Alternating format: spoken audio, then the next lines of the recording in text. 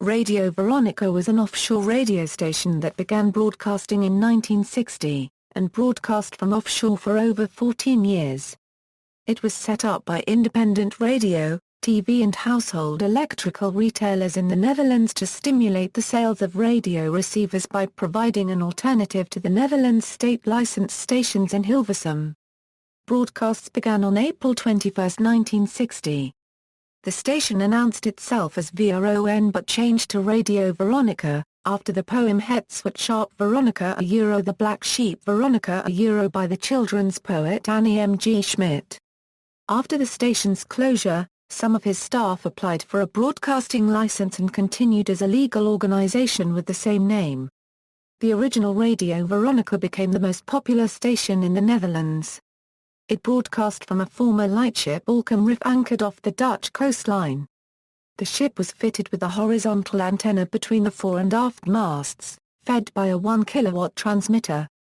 Most of its programs were recorded in a studio on the Zeedisch in Hilversum. At the end of the 1960s the studios and offices moved to bigger premises on the Utrechtsweg in Hilversum. Initially advertisers were reluctant to buy airtime, but those that did reported increases in sales and gradually the station's revenue improved. For a short time the station also ran an English-language service under the call letters CNBC. Although short-lived, CNBC was presented by professional broadcasters who were able to give invaluable technical advice to Veronica's Dutch staff. Expansion and competition. The station faced its first serious competition in 1964 when Radio Noordzee and TV Noordzee began broadcasting from the Rem Island, an artificial structure. The Dutch government passed a law banning broadcasts from such structures and raided the Rem Island, but left Veronica alone because of its popularity. In August 1964 the station acquired a new ship, a converted fishing trawler named MV Noordernie, and equipped it with a more efficient antenna and a 10 kilowatt transmitter, as well as an anchor designed to keep it correctly oriented. The Noordernie took over Veronica's broadcasts in November that year and the Borkum Riff was sold for scrap. During 1965 the station was influenced by English-language pirates like Radio London and adopted a faster format with jingles. When another UK pirate, Swinging Radio England, went bankrupt it was briefly replaced by two Dutch-language successors, Radio Dolphage and then Radio 227, which targeted Veronica's audiences, but competition was short-lived because of the British Marine Offences Act which closed most of the British stations by August 1967. Veronica vs RNI, the arrival of a more powerful rival was to cause repercussions for Veronica. Radio Nordsee International, owned by two Swiss businessmen, initially broadcast German and English programs from its ship MV Meter 2 anchored off the Dutch coast, but later moved to the British coast in early 1970 but was jammed by the British government. The jamming stopped when the ship returned to the Netherlands, taking up position just 1 mile from the Noordernie. The German programs were subsequently replaced by all English programs. The Meter 2 was equipped with a 100 kilowatts AM transmitter as well as FM and shortwave equipment. Although power did not guarantee RNI an audience, Radio Veronica's management was sufficiently worried about loss of advertising revenue that they planned to put RNI off the air. On September 24, 1970 RNI closed, claiming it was trying to stop the Dutch government from passing legislation that might force Veronica, so dearly loved by the peoples of the Netherlands, to close. In fact Veronica had paid RNI 1 million guilders to go off the air for 2 months, and to enforce this agreement Veronica replaced the Meter 2's crew with their own staff. RNI's management became unhappy with this arrangement, and once the 2 months were up one of RNI's Swiss directors, Erwin Bollier, attempted to refund the money. Veronica refused, claiming the right to renew the contract. On January 5, 1971 Bollier boarded the Meter 2, dismissed the Veronica-appointed captain, and took command himself. It was claimed that Veronica's staff had sabotaged RNI's equipment, but by February 1971 RNI was back on the air, with a Dutch as well as an English service. In March Veronica sued RNI for breach of contract. The court found in favor of RNI and the case tarnished Veronica's reputation. Worse was to come. On the night of May 15, 3 men in a rubber dinghy started a fire on the Miba 2 which damaged the stern. RNI broadcast mayday calls. All on board were rescued and the fire was extinguished.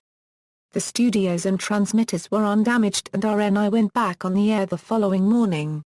On May 17, Veronica's advertising director Norbert Jurgens was arrested and the following day Veronica's director Bull Verwijge was also arrested. In a television interview, Verwijge claimed he had paid a man to tow the Miba 2 into Dutch waters so that the ship would be seized. Verwijge denied any intention of endangering the lives of RNI's crew but was found guilty together with Jurgens and the crew of the dinghy. All 5 were sentenced to a year in prison. The damage to Veronica's reputation was incalculable, and just as the 1966 Radio City shooting had motivated the British government to pass anti-pirate legislation, the RNI fire similarly motivated the Dutch.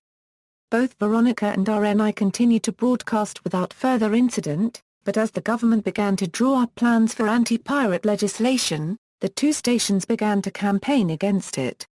In September 1972 the 2 radio ships were joined by Radio Caroline's MV Mi Amigo, which anchored between the Norderney and Miba 2.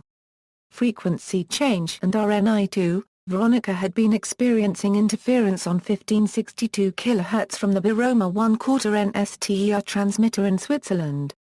Originally allocated 10 kW on 1562 kHz, Biroma 1/4 NSTER had upgraded to 160 kW and was planning 300 kW. Veronica had been considering a new frequency since the late 1960s, and the threat of increased interference made it imperative. At noon on September 30, 1972 Veronica broadcast a half-hour retrospective documentary. The station then closed at 12:30 p.m., a time chosen to symbolize the station's 12.5 years on the air, announcing it would reopen at 1 p.m. on its new frequency of 557 kHz. A moment after Veronica went off the air, listeners heard RNI's theme tune on 1562 kHz. RNI DJ Tony Allen, in Dutch, thanked Veronica for its 12.5 years of broadcasting and reminded listeners of Veronica's new frequency, then welcomed them to the new sound of RNI-2. RNI's management claimed the new service had been launched to prove that RNI could broadcast additional frequencies in case of emergency, but it was widely seen by listeners as a tongue-in-cheek rivalry aimed at poaching Veronica's listeners. Veronica returned to the air on 557 kHz as scheduled. Listeners in the Netherlands and Belgium reported improved reception. September 30 was an eventful day for offshore radio enthusiasts. That day also saw the Mi Amigo began test transmissions in preparation for Radio Caroline's return. Radio Veronica broadcast a top 40 format during the daytime, but in the evenings and late at night some specialist shows were aired. Especially following its move to 538 meters, Veronica became famous for its superbly crafted jingles and commercials. News summaries were broadcast each hour, at 2 minutes to the hour. Meanwhile, RNI-2 broadcast for a few days and then went off the air. 1973 Euro4, Cooperation and Rivalry. As the government drew up its legislation, Veronica organized a major rally that was due to take place in The Hague on April 18, 1973, and planned to broadcast special programs in support. Unfortunately, on April 2 the Norderney lost its anchor in a storm and ran aground on Scheveningen Beach. The ship suffered no serious damage and the crew were taken ashore safely, but it seemed unlikely that the ship could be refloated in time for the rally. RNI offered its facilities, but Veronica refused because of the bad blood between them. Caroline, although off the air with technical problems, also made an offer and Veronica accepted. Working around the clock, Caroline's technicians put the Mi Amigo back on the air on April 11, transmitting Radio Veronica programs on Caroline's frequency of 1187 kHz. Meanwhile, work on refloating the Norderney continued. This took several days, but the ship was in fact back at sea on the 18th and soon returned to the air. Thereafter the Mi Amigo relayed Veronica programs from the Norderney for a few days. In the summer of 1973, Britain's Independent Broadcasting Authority began test transmissions on 557 kHz from an antenna at Lots Road Power Station in West London. In October that year, Capital Radio was launched on the same frequency. These broadcasts caused serious interference to Veronica in Britain and Belgium, although Dutch listeners were largely unaffected. Meanwhile, Caroline, which had helped Veronica in April, offered it new rivalry in July, in the form of Belgian millionaire Adrian van Lanschot's Radio Atlantis, which hired airtime on the Mi Amigo. This lasted until October. Radio Atlantis subsequently resumed broadcasting from its own ship, while from the Mi Amigo a new Dutch-Flemish station Radio Mi Amigo was launched on January 1, 1974. Final broadcast. Despite all the pro-Veronica campaigning, the Dutch government passed its anti-pirate legislation and announced that the law was to come into effect on September 1, 1974. Veronica chose to close down at 6 p.m. on August 31. The final hour was, like most of Veronica's programs, pre-recorded in the station's studios in Hilversum. However, the station's final news bulletin was read live from the news studio on board the MV Noordernie. A number of the station's directors, including Bulverwijk and his brother Jaap, were on board the ship during the final hour, as were many of the staff. In his final speech, DJ Robout said part of the democracy in the Netherlands is dying with the closure of Radio Veronica, and that is a tragedy for the country. Following the Dutch national anthem, a Veronica jingle was played and the transmitter was switched off halfway through. Photos of the scene in the studio show grown men openly weeping. Radio Atlantis and RNI also closed on the evening of August 31. Radio Caroline had already decided to continue, as it had in 1967, and after some debate Radio Mi Amigo also decided to stay on the air. After Veronica's closure, Radio Mi Amigo borrowed many of Veronica's programming formats. Veronica applies for legal status. After 1974, some of Veronica's staff set up the VOO in the hopes of applying for a broadcasting license. After some bureaucratic obstruction, which one critic described as a mini-Watergate, the VOO was finally granted a license and was invited to open the new Hilversum 4 radio network on December 28, 1975.